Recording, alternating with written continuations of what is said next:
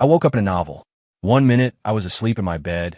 The next, I was sitting bolt upright in a desk at school, blinking dumbly at the girl who'd just shaken me awake. "What's my name?" I asked, rubbing my hands together like a cartoon villain, waiting for her answer. "Sadie Miller. Did you sleep fry your brain or something?" Oh, I was Sadie Miller.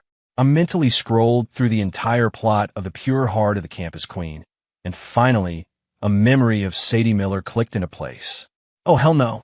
I was the ultimate cannon fodder, the character who gets killed off in Chapter 3. The original Sadie was the designated lackey for the story's mean girl, a foot soldier in her campaign to bully the female lead. As a reward for her service, she gets beaten to death by the male lead, and her family's small company gets wiped off the map as an afterthought. You know what they say about the nail that sticks up getting hammered down? I was that nail, and right now was the exact moment the mean girl ordered me to do the bullying. Go give Chloe Martin a piece of your mind. I can't stand that holier-than-thou act of hers for one more second, Veronica Vance said, leaning against my desk, her brow furrowed in a perfect scowl. The author of this book really wasn't subtle with the naming conventions. Veronica the villain, Chloe the classic heroine. Veronica had to maintain her delicate, sweet girl persona for the male lead, Jackson, so she outsourced all her dirty work. She'd chosen me to do it, but I, for one, did not want to die. Trying to channel my inner pacifist, I attempted to reason with her. "We're all classmates. Don't you think that's a little harsh?" She rolled her eyes. 10 grand. You in or out? Damn, no wonder the original Sadie was so loyal. But was I the kind of person who would abandon my morals for money? "If you don't do it," she added, her voice dropping to a low hiss, "I'll find someone to do it to you." Yes, I was that kind of person now. So, a cannon fodder's life means nothing, huh? Threats on one side, a bribe on the other. It wasn't like I had a choice. I decided to take the money and do the job. After all, Veronica Vance could have me snuffed out in a second. Her family was one of Ashton City's founding 5, a dynasty built on old money and zero conscience. I swallowed back a wave of self-pity. After Veronica Venmo'd me the cash, I dutifully went to find Chloe. I finally located her in the girls' bathroom, in a stall. I kicked the door open. Chloe yelped, a sound of pure, unadulterated terror. I leaned against the doorframe, propped my head on my hand, and sighed as I squatted down to her eye level. Chloe just stared back, clutching a roll of toilet paper, completely bewildered. Who the hell has a hobby of watching people poop? I had no idea what to do. My head was starting to ache. I couldn't actually beat her up. I wasn't the original violence-prone Sadie. More importantly, I had zero interest in getting beaten to a bloody pulp and dumped in a river. But if I didn't handle this, Veronica would never let me go. I was trapped. A rock and a hard place. Either way, I was screwed. I let out another long sigh and tried to negotiate. "Okay, look, in a minute, I'm going to close this door. I'll hit you like super gently a couple of times, and you just have to scream like you're being murdered. Can you do that? Make sure anyone outside can hear it." "I'm just following orders," I added.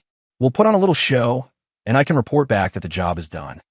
I knew Veronica had probably cleared the hallway and was listening right outside the bathroom door. But Chloe didn't know that. She just looked confused.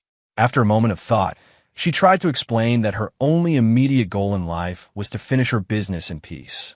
"Can we please talk about this after I'm done in here?" I shook my head, putting on my best school bully face. "Nope, you have to agree first. If you don't, I'm taking your toilet paper." She gave me the kind of deadpan, seen-it-all look you see in memes. I was, in fact, the kind of monster who would leverage a person's most vulnerable moment. She sighed in defeat and agreed. I closed the stall door, letting her finish in peace. A minute later, the toilet flushed, and Chloe walked out. I raised my fist high, ready to act. She flinched, squeezing her eyes shut, and my resolve crumbled. Forget it. I couldn't hit her. To make some noise, I slapped myself hard across the face twice. The sharp cracks echoed in the tiled room. Outside, I imagined Veronica nodding in satisfaction. Chloe jumped. "What are you doing? Why are you hitting yourself?" I gave her a pained smile. "Making some noise. Gotta keep Veronica happy." Veronica and Chloe were famous rivals. Chloe was smart. She instantly understood who had sent me. I couldn't actually hurt her, but I could not hurt her. Being cannon fodder was an impossible job. I grabbed a nearby mop and started banging it against the stall door. Quick, scream a little for me. Chloe, it turned out, was a born actress. The scream she let out was Oscar-worthy, a sound of pure, gut-wrenching terror. Sadie, please stop. Don't hit me. I'm sorry. I'll never cross you guys again. I gave her a huge thumbs up. Then I found a bucket and filled it with water. Mind if I dump some of this on you? It's hot out today. You won't even mind, right? Chloe looked uneasy, but being all wet and sticky is so uncomfortable. I pressed my hands together, begging, please, I have to make you look miserable or Veronica will kill me. If it makes you feel better, you can hit me a couple of times. Just let me splash you.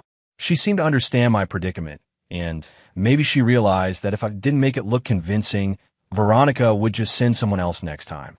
She nodded. I only splashed a little on her back. And just like that, our spectacular bullying scene was a wrap. I strode out of the bathroom like I owned the place, with Chloe trailing behind me, crying her eyes out. I jogged over to Veronica. Well, boss? Satisfied? A smirk played on her lips. She took out her phone. A second later, a $10,000 Venmo notification popped up on my screen. Good work, she said. I'll call you next time. My happy, money-grabbing smile vanished. Next time? Lady, are you trying to get me killed? But I didn't say no, because, damn, she paid well. Worst case, we'd just have to put on another play. The next morning, I was cornered in an alley on my way to school. You're Sadie Miller, right? The guy in the lead sneered. The one who messed with Chloe? You got a death wish. Great. From the sound of it, this had to be the male lead's posse. Wow. Are we really jumping to the beat-me-to-death plot point this fast? Can't a girl live for more than 2 episodes? Fighting back tears, I tried to explain.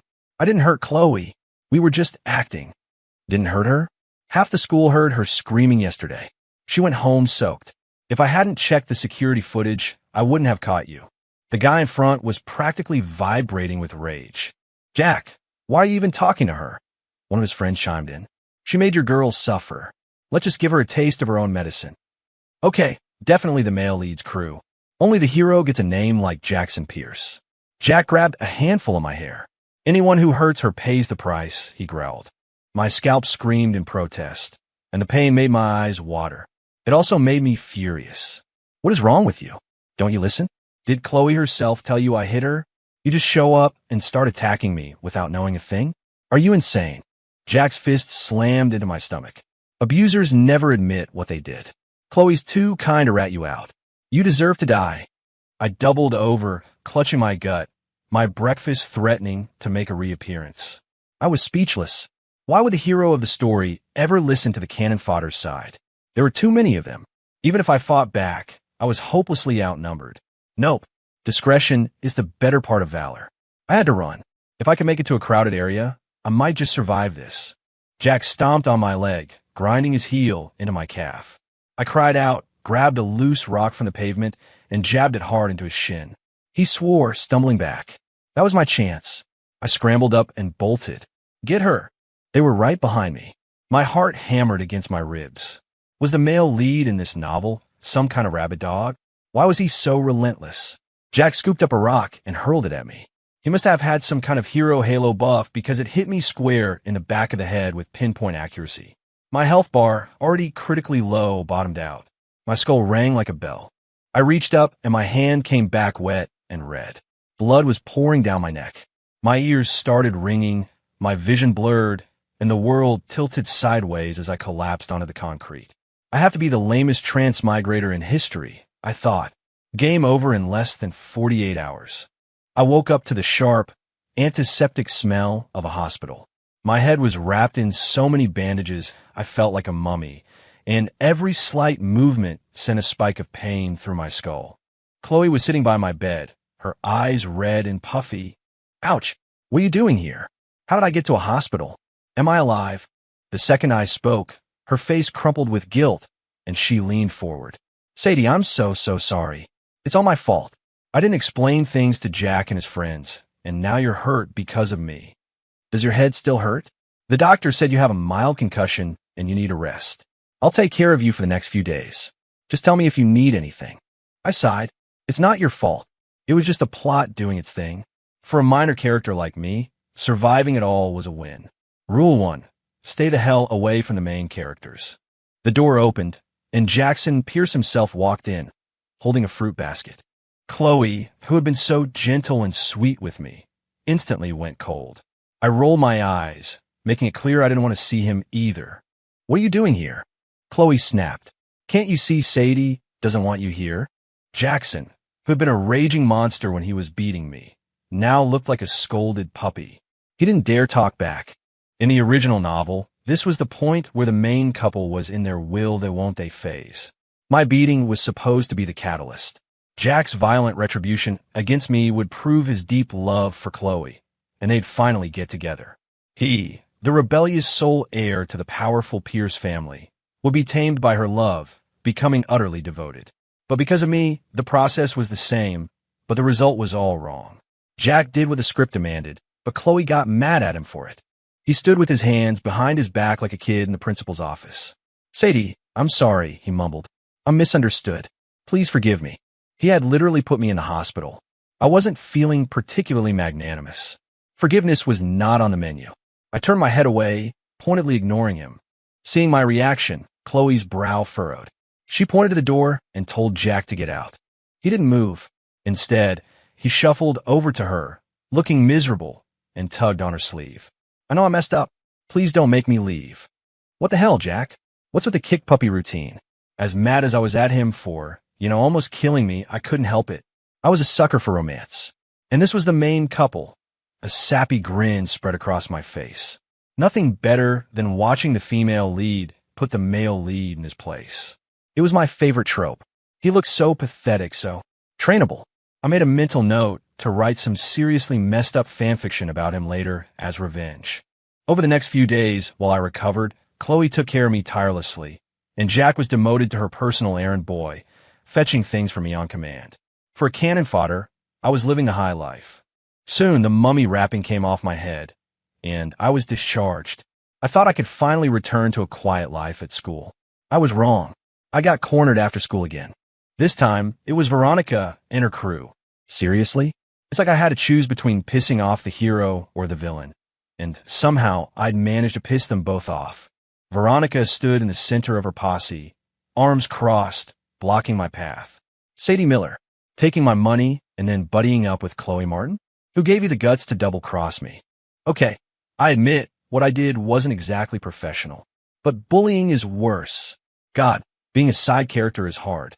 My brain went into overdrive. I put on my best performance, my voice trembling with fake tears. You've got it all wrong. I would never team up with Chloe. I live and die for you, Veronica. I beat the crap out of her last time. You heard it yourself. Veronica wasn't buying it. A cold smile touched her lips as she grabbed me by the throat. Beat her up? You mean you put on a little show for me? If you beat her up, why was she at the hospital taking care of you? You think I'm an idiot? Crap. This villain had a brain. Given how obsessed Veronica was with Chloe, she probably knew Chloe's bathroom schedule down to the minute. Of course, she'd know about the frequent trips to the hospital. I laughed awkwardly. Who knows? Maybe she has late-stage Stockholm Syndrome. You're still lying to me. Get her. At Veronica's command, her minions swarmed me. My life sucks, I thought. At this point, I had nothing to lose.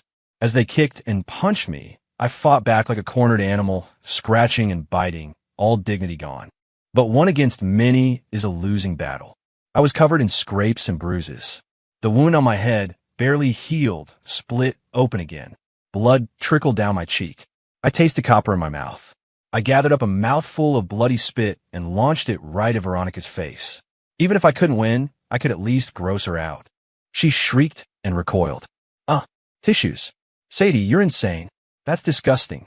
Low impact, high humiliation. That was my strategy. It would probably earn me an even worse beating, but damn, it felt good. What are you doing? A girl suddenly burst through the circle, shoving my attackers aside and shielding me with her body. My vision was blurry with blood, but the silhouette was familiar. Veronica recognized her instantly and stomped her foot. Chloe Martin, you dare show your face? You got lucky last time. This time, I'll send you and your little friend to hell together. It was Chloe. She came to save me. A wave of relief washed over me. Surely her main character plot armor would protect us both. Veronica grabbed Chloe's collar, her hand raised to strike. Suddenly, out of nowhere, Jack appeared. He caught Veronica's wrist in an iron grip, stopping the slap midair. Whoa, the hero has a teleportation skill. Heroine in danger, hero to the rescue. Is this what plot armor looks like? I was getting beaten to a pulp and nobody showed. Chloe is about to get slapped, and he materializes out of thin air. I am officially jealous. The moment Veronica saw Jack, her entire demeanor shifted. Her eyes filled with tears, her face a mask of fragile beauty. Jackson, you're hurting me, she whimpered. I was seeing stars. Hello? Maybe look at me? I'm practically a human fountain over here. You're hurt? What about me? Jack ignored me completely, going into full-on protective mode. Veronica Vance, if you ever lay a hand on Chloe again, I will come after you and your entire family. And I won't be nice about it. Veronica started sobbing, looking for all the world like I was the one who had just beaten her up. Jackson, how could you? I love you so much. Is there nothing left between us? She cried. What's so great about her? Family looks. How am I not better than her in every way? Why won't you even look at me? I almost rolled my eyes out of my head. Because she's the main character. It's that simple. Chloe delivered the classic line. Someone as cruel as you? How could Jackson ever love you? Get out of my sight, Jack said, shoving Veronica away without a second thought. She ran off, weeping dramatically. Jack pulled Chloe into his arms, checking her over from head to toe. Are you okay, Chloe? Did she hurt you? I'm fine. Chloe's fine, I rasped, but I'm not. Could you two maybe pause the romance novel cover shoot and pay attention to the girl bleeding out on the ground? I think I might be dying. A little.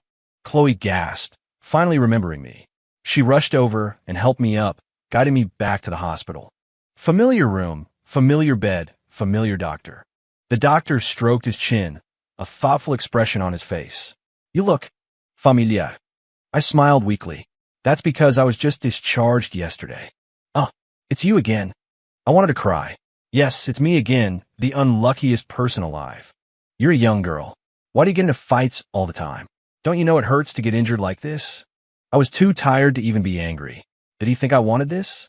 My life was a non-stop game of Temple Run, with me as the one constantly being chased. The bandage I'd worn for less than a day was wrapped back around my head. The mummy returns. During my second hospital stay, Chloe visited me almost every day. Being taken care of by the novel's heroine wasn't so bad. While I was laid up, a major plot point dropped. The Northwood Prep gossip blog exploded. Did you guys hear? Chloe Martin is actually the long-lost daughter of the Sterling family. The Sterlings? As in one of the founding five. No way, wasn't she on scholarship? Is this legit? Totally. Mr. Sterling himself picked her up from school in his limo. I wasn't surprised by the big reveal. It was standard heroine procedure. Of course, she had to have a background that matched the male leads. Now that Chloe was on equal footing with Veronica, their future showdowns were going to be epic. I just hoped I wouldn't get caught in the crossfire. My wounds healed, and it was time for discharge again. I was planning on going back to school, but I got a summons from the parents I'd never met in this world. The original novel didn't say much about them, other than that they ran a small company that depended on the Van Cess goodwill. When I got home, my parents were sitting stiffly on the sofa. Next to them, a guy who had to be my brother was slouched over, absorbed in a game on his phone. In the original timeline, I'd be 6 feet under by now, so this was all new territory. But the looks on my parents' faces told me this wasn't going to be a happy family reunion. Mom, Dad, I said awkwardly. My father spoke first. You have the nerve to come back? Before you started at Northwood, I told you one thing, get on Miss Vance's good side. And what did you do? You went against her. My mother chimed in. Sadie, you're so thoughtless. Do you have any idea how much money your father has lost because you anger the Van Cess? How dare you cross them? The guy on the couch didn't even look up from his game. Yes, sis. Thanks to you, my allowance got cut. If you tank the company, how am I supposed to inherit anything? I hadn't even sat down yet, and I was already being bombarded. A hot flame of anger ignited in my chest. I still had a bandage on my head.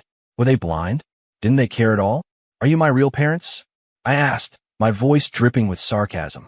Veronica Vance put me in the hospital, and you haven't even asked how I am. My father's expression didn't soften. So Miss Vance hit you. Just endure it. You've endured it before, haven't you? Wounds heal. You shouldn't have burned that bridge, if only for your brother's sake. Oh, So Veronica had a history of hitting me, even before I showed up. They knew. They just didn't care. To them, I was just a pawn to curry favor with the Vances, a tool to ensure their precious son had a comfortable life. Now I understood. Of course, the Cannon Fodder's family life was a toxic wasteland. Sexist parents and a golden child brother. The worst possible starting hand. My father's tone became commanding. You're coming with me to the gala tonight. You will fix your relationship with Miss Vance.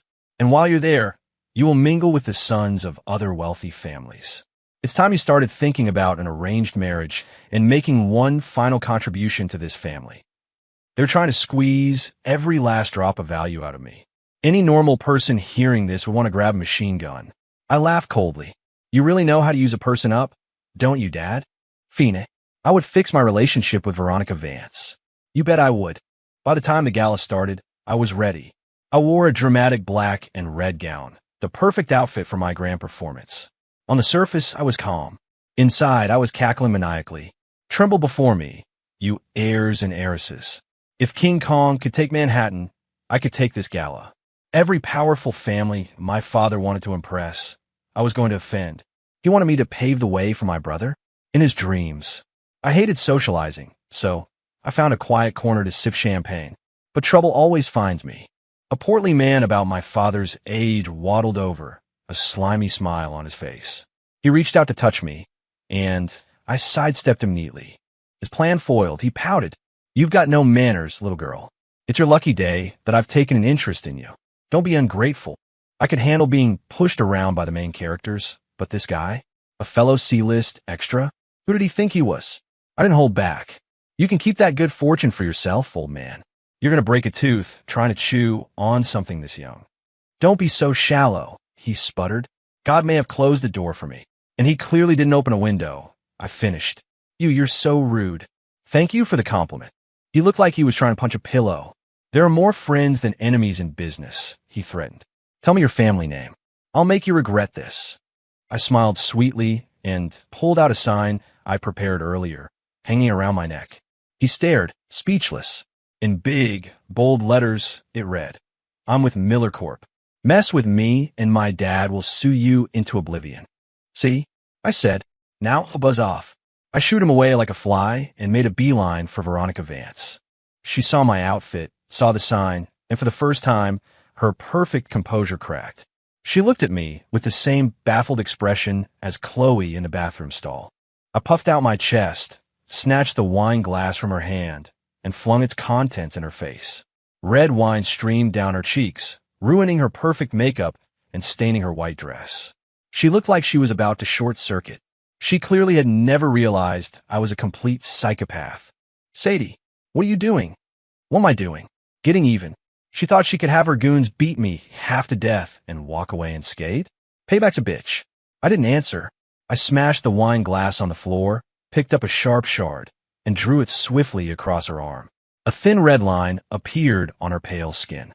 Veronica shrieked, tears springing to her eyes as she called me a lunatic. The precious Miss Vance had probably never experienced so much as a paper cut. Her father rushed to her side. Who are you? How dare you touch my daughter? Blood had spattered onto my face, but I was smiling a wide, bright smile. I held up my sign for him to see. Name's Sadie Miller, of Miller Corp. My dad told me I could do whatever I want. So if I hit you, you just have to take it. The entire ballroom was staring. My own father looked like he'd seen a ghost. I could almost hear his thoughts. My life is over. Someone from Miller Corp dares to be so arrogant. Mister, Vance bellowed. Don't you want to do business in this city anymore? I shrugged. Why don't you ask my dad? My father, his face ashen, scurried over, bowing and scraping. Mister, Vance, I'm so sorry. My daughter, she had an accident. She's not right in the head. Nothing she says is true. Then he turned and kicked me. You worthless girl. Apologize to Mister Vance right now. I rubbed my aching shin and played dumb. But Dad, didn't you say at home that you backed me up? You told me not to be afraid of that old crook, that you'd replace him as one of the founding five soon enough. Mister Vance laughed, a humorless, ugly sound. I have never met someone so delusional, he roared. This isn't over. You will give my daughter an explanation. On cue, Veronica started wailing. My father, ever the pragmatist, sold me out without a second thought. Mr. Vance, do whatever you want with her. I won't stop you. I disown her. From this day forward, she has nothing to do with the Miller family. Mr. Vance sneered, his eyes cold and reptilian. You will cut off your own arm to pay for my daughter's. Do that, and I'll let this go. Otherwise, you and your precious corporation are finished. I smiled, but there was no warmth in it. The shard of glass I was still holding flew from my hand, slicing across Mr. Vance's mouth. A mouth that vile, I said calmly, is better off split in two. Compared to my calm Mr. Vance was anything but. He clutched his bleeding mouth, his voice a muffled scream. Security! Kill her! Kill her now! A group of black-suited bodyguards surrounded me. Mr. Vance's words were garbled by his injury, making him sound so ridiculous I almost laughed. I'd like to see you try. At the critical moment, Chloe pushed through the crowd and stood in front of me, shielding me. Mr. Vance, ganging up on one person isn't a good look, is it? And who are you? Another nobody who wants to cross the Vance family. Before Chloe could answer, a powerful voice cut through the room. She is my daughter, the daughter of the Sterling family. I wonder, is that enough to go against the Vances? It was Mr. Sterling. He planned to announce Chloe's identity tonight anyway. The execution was a little more dramatic than he'd anticipated, but the outcome was the same. He and his wife had just found their long-lost daughter. They would move heaven and earth for her. Whatever Chloe wanted, she got. Besides, the Sterlings and the Vances were already rivals, their peace a fragile truce. Chloe had told him everything Veronica had done to her over the years. This was all the excuse he needed. Miss Miller is my daughter's friend, Mr. Sterling declared, which makes her a friend of the Sterling family. No one will touch her without my permission. Mr. Vance's face was a kaleidoscope of fury and shock. Sterling, are you sure about this? You want to start a war with my family over this little brat? What if you add my family to the mix? Jackson Pierce stepped forward, taking his place beside Chloe. Mr. Vance might not have recognized Chloe, but everyone knew Jackson, the infamous sole heir to the Pierce fortune. Against the Sterlings alone, the Vances might have stood a chance. But against the Sterlings and the Pierces? 2 against 1? It was a losing fight. I never expected such a dramatic reversal. I never expected Chloe and Jack to be so loyal, to bring the full weight of their families down to protect me. Mr. Vance sputtered, pointing a trembling finger, but no words came out. Finally, he stormed out, his family trailing behind him. With their departure, a tense calm returned to the gala. Chloe pulled me aside, giggling as she poked the sign on my chest. I never knew you were such a badass. You completely shut Veronica down. I grinned, just giving her a taste of her own medicine. From now on, the Sterling family has your back. The Pierce family too, Jack added. A warmth spread through my chest. Being protected by the main characters felt pretty damn good. The gala ended. As I was leaving, I saw my father waving frantically at me, then jogging over, his face stretched into a sickeningly sweet smile. Sadie, my dear, why didn't you ever tell me you were friends with the Sterling heiress and the Pierce heir? You had your old man so worried. I smirked. That wasn't what he was saying an hour ago. The man could change his tune faster than a pop star. Didn't you disown me? What I do and who I'm friends with is none of your business. He didn't even flinch at my tone, just kept up the fawning act. Oh, Sadie, don't be like that. I was just angry. You can't take a father's words so seriously. My smile was pure sugar. Every word a father says is gold. How could I not take it seriously? Since you feel I no longer belong to the Miller family, I'm happy to oblige. Goodbye. I turned to leave. He tried to stop me, but Chloe appeared at my side, linking her arm through mine. Mr. Miller, she said, her voice polite but firm. Sadie said she doesn't want to see you. Please have some self-respect. My father's fake smile faltered, but he didn't dare argue with Chloe. She beamed at me. Come stay at my place. Our house is huge. There's plenty of room. I happily accepted. I moved into the Sterling mansion, but my father didn't give up. He sent me a string of long, rambling texts, all about how I could leverage my new connections to help my brother. Sadie, you can't forget your family now that you've made it. I worked so hard to raise you. Don't you feel any gratitude? You should talk to the Sterlings and the Pierces, See if they can throw some business my way. Sorry to disappoint you. I'm a transmigrator, not your actual daughter. You can't guilt-trip me with a bond that never existed, especially not after how you treated me. Who in their right mind would volunteer to be a tool? I stared at the messages popping up on my screen like I was observing a rare and fascinating insect. When I'd had enough, I blocked his number. Then I blocked every other member of the Miller family. 3 months later, news came that Miller Corp had gone bankrupt. The Van Cess had crushed them. I felt nothing, not a single ripple. In fact, I almost laughed. My father, in a last desperate act, leaked everything he knew about the Van Cess shady business dealings, severely damaging their reputation. Seeing their enemy weakened, the Sterlings and the Pierces moved in for the kill, systematically dismantling the Vance empire until they were forced out of the Founding Five. And on a happier note, the Sterlings and the Pierces were joining forces through marriage. Chloe and Jack were getting married. I was genuinely happy for them. Not only did Jack buy them a mansion, but he and Chloe pooled their money to buy a house for me, their honorary family member. Only main characters could be this generous. I was moved to tears. Rich people really are different. They give out houses as party favors. Chloe asked me to be her maid of honor. At the magnificent wedding, she was radiant in a pure white gown. As I walked her down the aisle toward Jack, I was overcome with emotion. I felt like a proud mother watching her daughter get married. After today, she whispered to me, "Jack and I will take care of you together." Such a good kid. In that case, I whispered back, "I guess I'll just have to terrorize the city under the protection of the main characters." This cannon fodder was more than happy to just lie back and enjoy the ride. End.